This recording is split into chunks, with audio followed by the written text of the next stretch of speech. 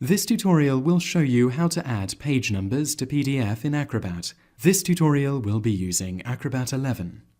Start Acrobat 11 and make sure you have the PDF you want to add page numbers to open. Click the Tools option from the top of the menu, and from the options that appear, click on the Pages option.